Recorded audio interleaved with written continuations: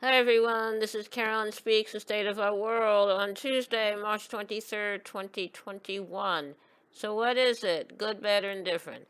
Not good at all, because a lot of things going on in the world. We have over um, 542,000 coronavirus cases in the U.S. We have new cases every day, about 50,000. That's way too much, but they're out there. And we have people refuse to wear masks, refuse to practice social distancing, and refuse to uh, only socialize with those in their immediate household. So that is not good. But that's the way it is. And we're faced with this. In our country, people just don't want to do the right thing. So, what can we do about it? Well, we know what we can do, and we have to uh, make sure that we try to get other people to do the right thing. Now, the total coronavirus cases as of today is 30,056,661 total U.S. cases. Didn't have to be this way, and only because Trump refused to acknowledge the existence of the virus, the seriousness of the virus, and they have basically called it fake news, a hoax. It's not. 540,000 plus cases, deaths are not fake news. So, uh, definitely have to change the way we do things because this is not right. We're making people sick by uh, helping to spread the disease.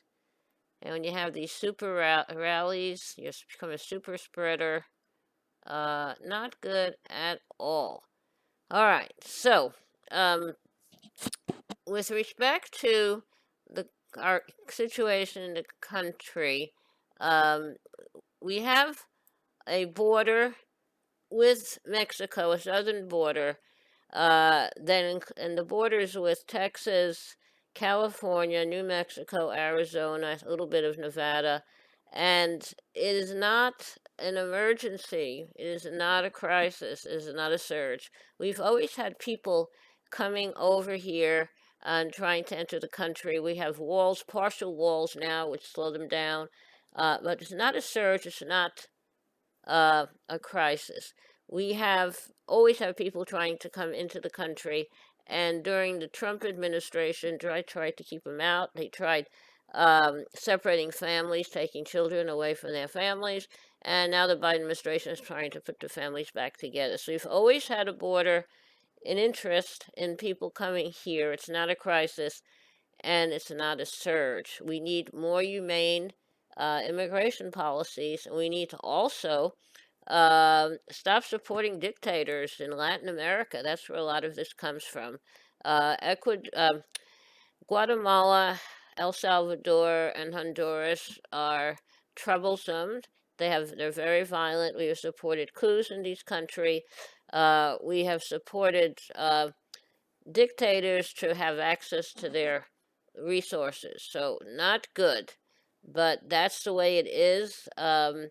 There's a school they call School of the Americas in Fort Benning, Georgia, which has been used for quite a while as a place to train the future dictators of Latin America, and trying to get that shut down, but it's still there. It's called the School of Americas. I call it the School of the Assassins.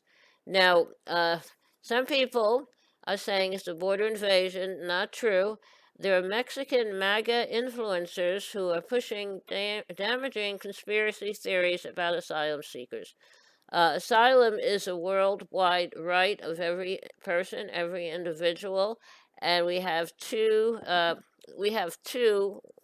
uh, Mexican MAGA influencers who are Trump people, and one of them was deported for drug trafficking, and somehow he got back in. He gets pays to help to know Trump, but asylum seekers are not criminals. You have to treat everyone humanely. Trump did not believe in asylums and having asylum seekers. So we really have to change that. We have to have a more humane policy. Now, we have a situation with Amazon. It's a very big company, which treats their workers terribly, and they have horrible policies. The owner of this company, Jeff Bezos, makes $7 million a year. That's 7 million, and he's very liberal with respect to journalism. He owns the Washington Post, a very liberal newspaper. Now, Amazon is trying to keep people from becoming unionized, and there's a link to uh, the unionization efforts that I'm going to put when I post this, put that there. Back in 1911, we had a Triangle Shirtwaist Factory fire in New York, in Manhattan, New York City, that killed factory workers who were locked in to their factory. The owners of that factory, this is 1911, locked them in because they didn't want union organizers to come in, and fire started, and there was no escape. The employees went to the exits, but the doors were locked, and many just fell to their death. They jumped out of the windows. Very serious. But the owners of that factory never faced any criminal charges or punishment. But it did create the interest and the need for better fire safety and for better treatment of workers. So I'm going to attach something when I post this that talks about that. And then there's also a song recorded by Arlo Guthrie. This land is made for you and me. And it was, it talks about this land is your land, but it's not. It's the land belongs to whoever has the power. So I don't know how we fix that, because this land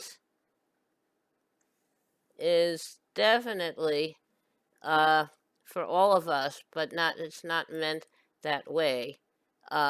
Let's go to some of the lyrics. This land is your land, and this land is my land.